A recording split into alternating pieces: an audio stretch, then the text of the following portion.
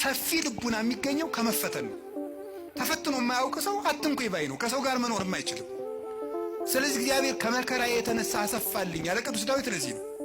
መከራ ትዕግስትን እንዲያደርግ፣ ትዕግስትን ተስፋን እንዲያደርግ እናውቃለን። ተስፋ ደግሞ አያሳፍርም ይላል ቅዱስ ጳውሎስ። መከራ ትዕግስትን ያደርጋል። ትዕግስት እንድናገኝ፣ ብርቱ እንድንሆን። የሰው ልጅ እንደ አትክልት ነው።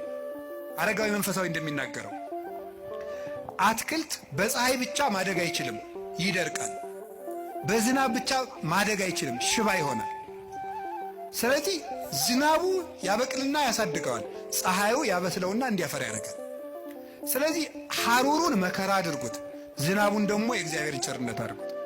ሰው ሁልጊዜ ቸርነቱን ብቻ ቢያደርግለት፣ መከራ ሳይመጣበት ብቻ ቢጠብቀው የሰው ልጅ ልፍስፍስ ይሆናል፣ ሰነፍ ይሆናል። ዝም ብሎ መከራ ብቻ ቢመጣ ደግሞ ተስፋ ይቆርጣል። ስለዚህ እግዚአብሔር ምን ያደርጋል? ሰው አትክልት ነውና አትክልቱን ለማሳደግ ከመከራውም ጥቂት ጥበቃውንም ሳያቋርጥ ሁለቱንም እንዲፈራረቁ ያደርጋል። ክረምትና በጋን አላቋርጥም ብሎ ለኖህ የነገረው ይሄን ነው።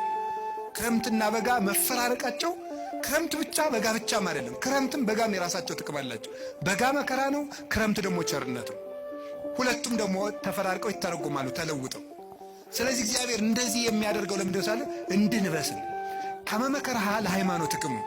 ቅዱስ ጴጥሮስ እንደተናገረ ወርቅ የሚጠነከረው በመከራ ነው፣ ተፈትኖ ነው የሚጠነከረው። እኛም ጠንካራ ክርስቲያኖች እንድንሆን ስለሚፈልግ ክፉ ነገር ወደኛ እንዲመጣ ያደርጋል። ከቃሉ ጋር ናችሁ? እግዚአብሔር ከሁላችን ጋር ይሁን። ገበሬ እንዴት እርሻ እንደሚያስለምዱ ብታውቁ ተመስገን ነው። እኔ ገጠር ስላደኩኝ አባቶች ልጁን ቁጥቋጦ ለማስተማር አጣጥ አጋብ የሚባል እሾህ አለ። እጁን ያስጨብጠዋል።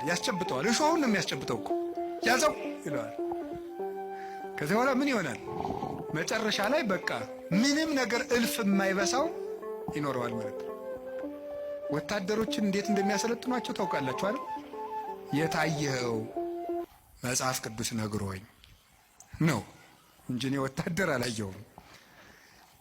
ክርስትና ከተመሰለባቸው ምክንያቶች አንዱ ምንድነው? ወታደርነት፣ ውትድርና ነው፣ አርበኝነት ነው ያን የወከለው። ስለዚህ ለፍቶ ውሃ ጥሙን ችሎ ሩጦ ተሸክሞ እየሮጠ ተራራ እየወጣ ቁልቁለት እየወረደ በበረዶ እየረጠ በፀሐዩ እየሮጠ ነው የሚለምደው። ለምንድነው ሲባል ጠንካራ ድል የማይነሳ እንዲሆን ነው። እስመ ይኮነ ቀትልነ እምኀበ ሥጋ ወደም፣ ውጊያችን ከስጋና ከደም ጋር አይደለም። አላ ምስለ መኳንንት ርኩሳት እለ ይኮንንዎ፣ ለጽልመት ጨለማውን ከሚገዙት ከአጋንንት ጋር ነው ውጊያችን። ለስጋዊ ውጊያ ስጋዊ ብርታት እንደሚያስፈልገው ለመንፈሳዊ ውጊያ መንፈሳዊ ብርታት ያስፈልገዋል። እግዚአብሔር ለምንድን ነው ፈተና እንዲመጣ የሚያሰርገው ካላችሁኝ ሊያጠነክረን